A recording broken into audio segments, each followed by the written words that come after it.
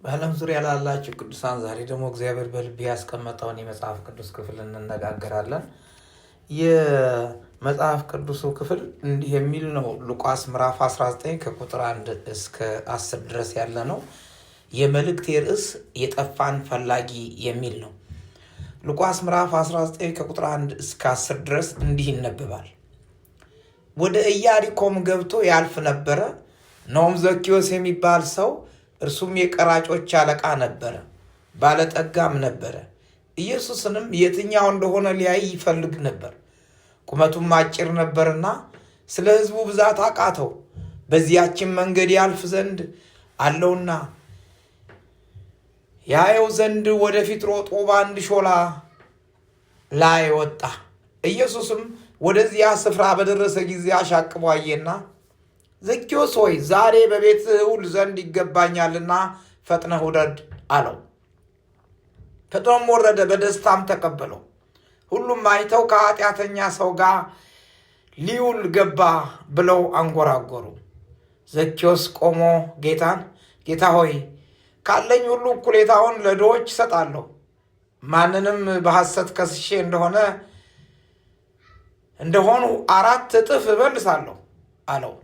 ኢየሱስም አለው፣ እርሱም ደግሞ የአብርሃም ልጅ ነውና ዛሬ ለዚህ ቤት መዳን ሆኖለታል። የሰው ልጅ የጠፋውን ሊፈልግና ሊያድን መጥቷልና ይላል። እግዚአብሔር ስሙ የተባረከ ይሁን። በዚህ ክፍል ላይ ያለውን የዘኬዎስን ታሪክ ስንመለከት አዲስ ኪዳን ውስጥ በተለይ በአዲስ ኪዳን መጀመሪያ በጌታችን በኢየሱስ ክርስቶስ የአገልግሎት ዘመን ወደኋላ መለስ ብለን እነዚያ 4ቱን ስርወ መንግስታት በብሉይ ኪዳን የነበሩትን ብንመለከት እና አሁን ደግሞ ጌታችን ኢየሱስ የሚያገለግልበትን ዘመን ብናይ ጥሩ ነው። በብሉይ ኪዳን ዘመን የነበረውን የባቢሎን ስርወ መንግስት ኃይለኛና አስጨናቂ ነበር።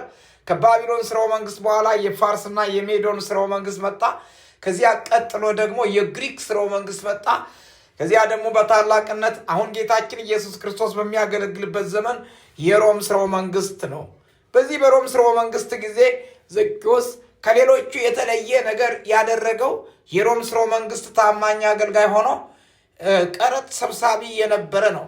ዘኬዎስ በመጽሐፍ ቅዱስ ውስጥ ሕይወቱን የሚለውጥ ከኢየሱስ ጋር ከመገናኘቱ በፊት ሕይወቱ ከመቀየሩ በፊት የነበረው ነገር ሌላ ታሪክ ነው። ታሪኩም እንዲህ ነው። በኢያሪኮ አውራጃ ቀረጥ ሰብሳቢ የነበረ ነው። መጽሐፍ ቅዱስ ሀብታም እንደነበረ ይናገራል። ሀብታም የሆነበትን ምክንያት ደግሞ አንዳንድ የቤተ ክርስቲያን ታሪክ ሲነገር ከዚሁ ከቀረጥ ሰዎችን ከማስጨነቅ ከሚመጣ ገንዘብ ከዚያ የሚወስዱ እንደነበረ ዘኬዎስ ብቻ ሳይሆን ሌላው ደግሞ እግዚአብሔር ከጠራቸው መካከል ማቴዎስም ቀራጭ ነበረ። ስለዚህ እንደ ዘኬዎስ ያሉ የአይሁድ ቀረጥ ሰብሳቢዎች ከዚያ ከሚሰበስቡት ቀረጥ ገንዘብ እየሰበሰቡ ሀብት ያካበቱ፣ እንዲያውም በአጭበርባሪነታቸው የሚታወቁ፣ በሕዝብ ዘንድ የሚጠሉ፣ ለሮም መንግስት በማደራቸው ምክንያት ከዘመኑ ፖለቲካ ጋር የተጣሉ፣ እንዲያውም ደግሞ ለእስራኤል ሕዝብ ያልወገኑ እንደሆነ እየተነገረ በሕዝብ ዘንድ የተጠሉ ሰዎች ናቸው። እነዚህ እንዲያውም 2 መንግስት ያላቸው በ2 መንግስት የሚበሉ ናቸው እየተባለ በእስራኤልና በሮማውያን መንግስት ለዚያ ለሮም መንግስት የሚኖሩ እነዚህ በአይሁድ ህዝብ ዘንድ የተጠሉ፣ በሃይማኖት አለቆች ዘንድ የተጠሉ፣ በህዝብ ዘንድ የተጣሉ ሰዎች ናቸው። ጌታችን ኢየሱስ ክርስቶስ በአገልግሎት ዘመኑ በነበረው ከ20 እስከ 30ዎቹ ዓመተ ምህረት በነበረ ጊዜ በዚያ በኢያሪኮ አካባቢ ቀረጥ ይሰበስብ የነበረ ነው። ዘኬዎስን ስሙን ስናይ በግሪክ ንጹሕ የሚል ትርጉም ነው ያለው። እንግዲህ አንዳንድ ጊዜ እንዲህ ይሆናል። ስምና አገልግሎት፣ ስምና ስራ ላይገናኝ ይችላል። ንጹሕ ነው የሚለው የግሪክ ቃል ዘኬዎስ የሚለውን ሲተረጉም ንጹሕ የሚል ነው። የዘኬዎስ ታሪክ በጥንቷ ክርስትና ታዋቂ ማስተማሪያ የነበረ በቤተ ክርስቲያን ውስጥ የነሱ ህይወት ማለትም የነ ማቴዎስ የነሱ የቀራጮች ህይወት በጣም አስተማሪ እንደሆነ፣ እንዲያውም ደግሞ የንስሐ ስብከት የንስሐ አገልግሎት በእነሱ የተጀመረ እንደሆነ ነው የምንመለከተው። ምክንያቱም ጌታችን ኢየሱስ ክርስቶስ በዚህ በኢያሪኮ መንገድ ላይ ከሆነው ካደረጋቸው ነገሮች ብዙ አስደናቂ ነገር፣ በርጦሎሜዎስ ተፈውሷል፣ አይነ ስውሩ። እንደገናም ደግሞ ይሄ ደግሞ በንስሐ የተመለሰውን ዘኬዎስን እንመለከታለን። በጣም አስደናቂ አስጨናቂ እንዲሁም ደግሞ በጣም የሚገርም ነገር ነው። የእግዚአብሔር ቃል እንግዲህ በደንብ አድርጎ አስረግጦ ሲነግረን በሮማውያን ዘመን በዚህ ግብር በመሰብሰብ ምክንያት በሰው ዘንድ በሕዝብ ዘንድ የተጠሉ ሰዎች ናቸውና እነዚህ ሰዎች የሮምን መንግስት ገንዘብ መብላታቸው በሕዝብ ዘንድ ደግሞ ሌላ ደግሞ ነገር አለ። ምክንያቱም የሮማውያን መንግስትን ገንዘብ ስለሆነ የሚበሉት እንኳን በሉ ደግሞ የሚል ደግሞ ሌላ ህብረተሰብ አለ። ነገር ግን ዘኬዎስ በእነዚህ ውስጥ በእንዲህ ባለው አይነት ክፉ ነገር ውስጥ የነበረ ሰው ነው። ኢያሪኮ ማለት ይሄ በትክክለኛው ቦታ ይሄ ዘኬዎስ የነበረበትን ዘመን ስንመለከት በለሳን ወይንም ደግሞ አንዳንዴ ቅመም ተብሎ በሚጠራ ቦታ ላይ የነበረ ቦታ ላይ እንደነበረ ነው። የነበረበት ንግሥተ ነገሥት ደግሞ ስርዓትና ንግሥት ካህናት የነበሩ ዘጸአት ምዕራፍ 25 ቁጥር 6 ላይ ያለውን ይሄ የሚሰራ ቅመም በዛን ቦታ ላይ ያለውን የሚሰራው ቅመም የሚኖርበት የሚገኝበት ቦታ እንደሆነ እናያለን። ዘጸአት ምዕራፍ 25 ቁጥር 6 ላይ ያለውን ክፍል ሄደን እንመለከታለን። ዘጸአት ምዕራፍ 25 ቁጥር 6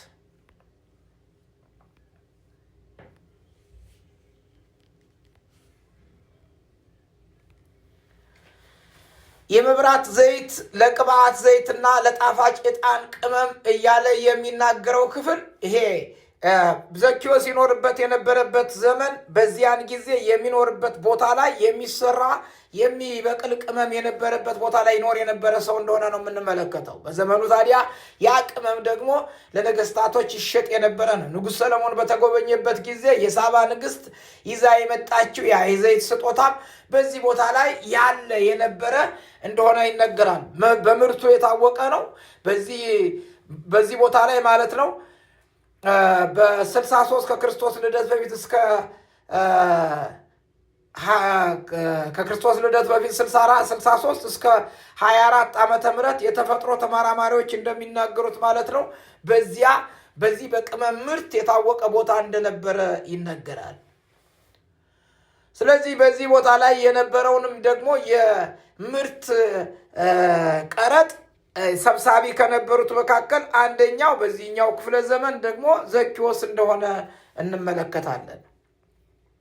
ዘኬዎስ በሀብት ላይ የተቀመጠ ነገር ግን ሀብታም የሆነ የሀብቱ መሰረት የነበረው ግን ቀረጥ እንደነበረ ነው የምንመለከተው።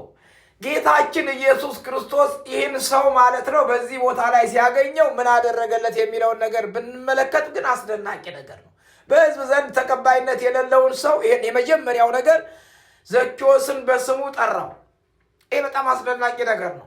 በሰዎች ዘንድ በኃጢአተኝነታቸው የሚታወቁትን ሰዎች በስም መጥራት አስደናቂ ነው እና እዚያ የነበሩ ሰዎች ክርስቶስን ይከተሉ የነበሩ ሰዎች በዚያን ጊዜ በነበረው በዚያን ዘመን ዘኬዎስን በስሙ በመጥራቱ ምክንያት በጣም የሆነ ከኃጢአተኞች ጋር አብሮ ሊያድር የመጣ ማን ነው ብሎ ጥያቄ የሚያስነሳ ነገር ሆኗል። ሁለተኛው ደግሞ ሌላው ነገር ደግሞ የስም መጥራቱ ጉዳይ አይደለም። ከዚያ በኋላ ደግሞ የመጣው ነገር በቤቱ ውስጥ ለማኖር ማሰቡ፣ ወደዛ ቤት ወደሱ ወደ ኃጢአተኛው ቤት መሄዱ ደግሞ ሌላ ደግሞ በሕዝብ ዘንድ ክርስቶስ ኢየሱስን አገልግሎት ጥያቄ ውስጥ የሚከተው ነው። ለምንድን ከኃጢአተኞች ጋር አብሮ ለምን ይበላል የሚለው ነገር ግን ጌታችን ኢየሱስ ክርስቶስ የጠፋን ፈላጊ ስለሆነ ለኃጢአተኞች የመጣ ስለሆነ ኃጢአታቸውን የሚጠላ ኃጢአተኞችን ግን የሚሰበስብ የድነት መንገድን ያሰመረ ኃያል የነገስታት ንጉሥ የጌቶቹ ጌታ ሰዎችን በደሙ ሊዋጅ የመጣ ጌታ ነው። ስለዚህ ጌታችን ኢየሱስ ክርስቶስ ዘኬዎስን ካገኘው በኋላ የሆነው ነገር ምንድን ነው የሚለውን ዛሬ ለእኔና ለእናንተ የሚሰጠን ትምህርት ምንድን ነው? ይህ ክፍል ውስጥ ያለ ትምህርት ምንድን ነው ለእኔና ለእናንተ? አንደኛ ጌታችን ኢየሱስ ክርስቶስን ሲያገኝ ዘኬዎስ የመጀመሪያ ነገር ያደረገው ነገር ንስሐ ገብቷል። ኃጢአተኝነቱ ተወቅሷል። ይሄ የነገስታት ንጉሥ ወደ እስራኤል ምድር የመጣው ወደዚህ ማን ነው ብሎ የሚፈልገው በነፍሱ ውስጥ ያለውን ጭንቀት ሊገላግለው የሚችል እሱ ስለሆነ ንስሐ ገብቷል። ሁለተኛ አካሄዱን ለውጧል። ዘኬዎስ ከነበረበት ከዚያ ከጭንቀት ገንዘብ ያገኛል። ነገር ግን ገንዘቡ የሚመጣበት የኃጢአት መንገድ ስለሆነ ነፍሱ የተጨነቀችው ሰው አሁን ጌታን ሲያገኝ አካሄዱን ለውጧል። ሶስተኛ ኢየሱስ ጌታውን አድርጎ ሾሟል። ጌታ ስሙ የተባረከ ይሁን። ይሄ ትልቅ ነገር ነው ወገኖቼ። ንስሐ ገብቷል፣ አካሄዱን ለውጧል። ኢየሱስ ጌታውን አድርጎ ሾሟል። ዛሬም ደግሞ እንዲህ ነው የሚለው ለእኔና ለእናንተ ይህን መልእክት ለምትሰሙ በክርስቶስ ኢየሱስ ላልሆናችሁ ጌታችን ኢየሱስ ክርስቶስን ያልሾማችሁ ለእናንተ ንስሐ እንድትገቡ አካሄዳችሁ እንድትለውጡ ኢየሱስ ጌታችሁን አድርጋችሁ እንድትሾሙ እግዚአብሔር በዚህ ቃል ውስጥ ይናገራቸዋል። የክብር አምላክ እግዚአብሔር ገናናና ኃያል አምላክ አንተ ብርቱ ነህ፣ አንተ ድንቅ አምላክ ነህ። ይህን መልእክት የሚሰሙ በዓለም ዙሪያ ያሉ ሴት ባሪያዎች፣ ወንድ ባሪያዎች ከዚህ መልእክት የተነሳ እስራኤል ቅዱስ አካሄዳቸውና መንገዳቸው እንዲቀየር በኢየሱስም ጸልያለሁ። ነገራቸው እንድትሰራ ጸልያለሁ። አንተ የምታያቸው እንደሆነ፣ አንተ በስማቸው የምትጠራቸው እንደሆነ፣ አንተ ወደ እነሱ ለመግባት ወደ እነሱ ሕይወት ለመግባት ራስን የሰጠ አምላክ እንደሆነ ይህን ተገንዝበው እግዚአብሔር የዘላለም አምላክ ወደ አንተ እንዲመጡ ጸልያለሁ። ስለ ሁሉ ክብር ለአንተ በኢየሱስ ስም አሜን።